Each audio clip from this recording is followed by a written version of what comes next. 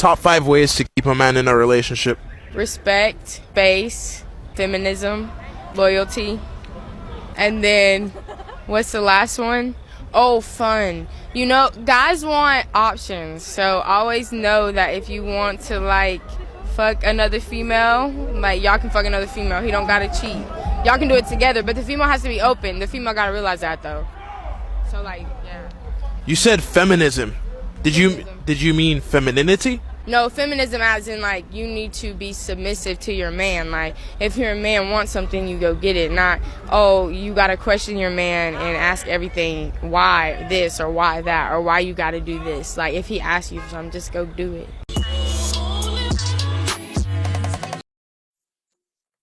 Hello, people. So after my debacle on Facebook dating, now we're going to take it over to Match.com. So apparently there's a higher caliber of men over there. So I went on there, same thing, a lot of yelling, a lot of pictures, some bare skin. They're all laying naked around on a blanket. I don't understand that. Men, you're a little crazy. Anyway, so there's a few people chatting with, talking with. There's a gentleman, very sexy. Pictures are giving. He is from Queens, red flag. Kidding.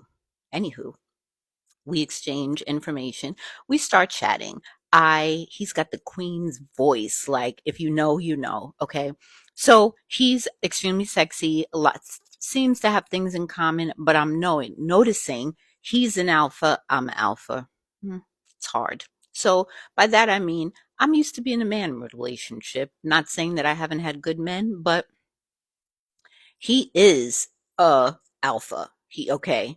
And I like it. There's a little spice, there's a little give and take. He talks kind of slick. I talk kind of slick. I like it. So we're chatting a little bit, and he's in the music industry. Red flag 1, 2, 3 through 10.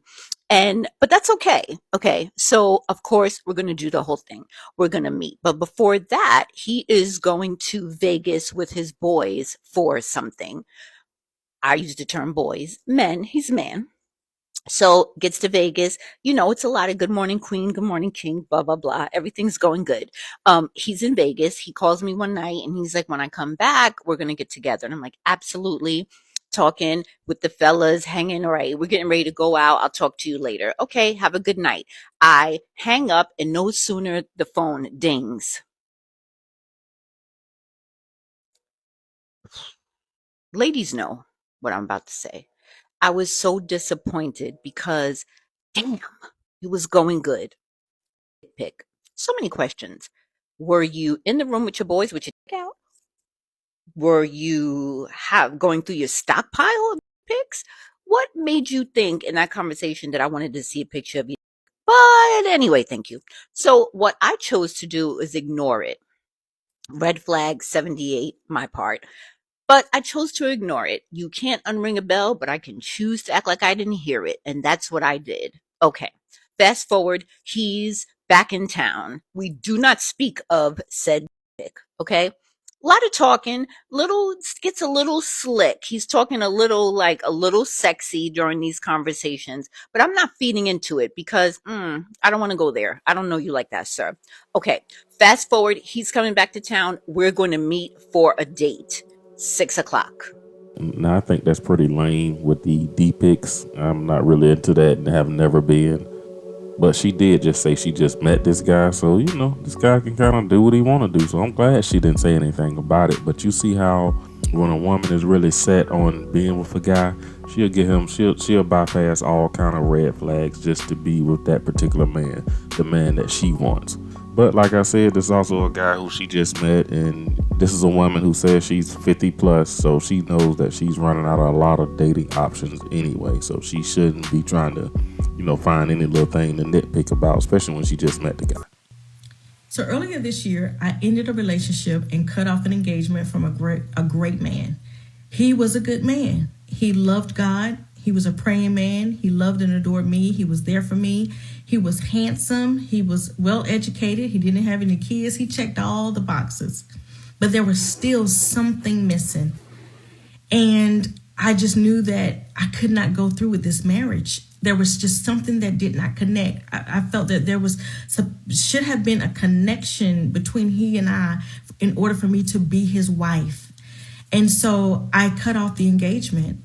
And it was so difficult because he was a good man. It's easy when a person is not good. You can justify why you cut things off, but when a person is truly a good person, it's hard to explain. So I found myself trying to explain it to family and friends, and they were asking me a whole bunch of questions that, I could not say, exactly why, other than the fact that I just did not feel the connection. There was something that was not there that I needed to be there in order for this to be my husband. And so I stopped trying to explain it, and I just trusted my decision, and I went on. But then I got an epiphany, and it was just like, have you ever been shoe shopping and you saw a nice pair of shoes and it's like, ooh, I love the color. I love the style. The heel is the right size and it's a reasonable price. Like it's on sale and it's a good shoe. But then when you approach the shoe, you see that it's a size 6 and you need a size 7.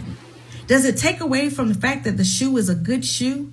Does it take away from the fact that you're getting a great deal for the quality? Does it take away from the fact that the heel is still the right size? It doesn't matter. All of that still makes the shoe is still good. But if it's not your size, it's not the shoe for you.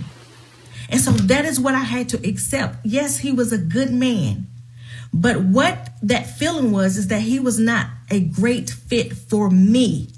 It didn't take away from who he was, but it was just confirmation that he was not a good fit for me. And that leads me to say that some of us are trying to force relationships when we know they don't fit. It doesn't mean that the person is not good. It doesn't mean that they are not good-hearted people. It just means that they're not a good fit for you. So free them up. Don't continue to settle for things that you know is going to cause discomfort in the future. Me purchasing a size 6 shoe when I wear a 7 is discomfort. Don't do it. Well, this is just one of those TikToks you wish the other dude would just cut her short and pop in and tell his side of it, because I'm pretty sure he's going to say, she actually told me what it was. It was the way I dressed. She didn't feel like I had enough swag.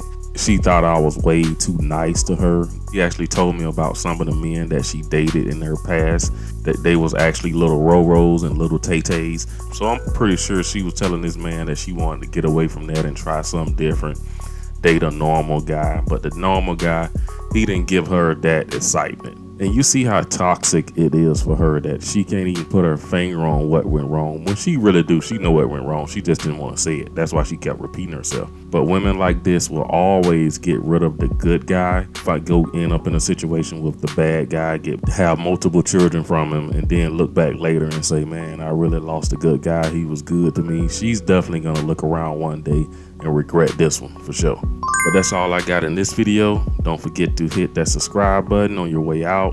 Like the video, drop a comment down below. Thanks for watching. I'll see you guys in the next video.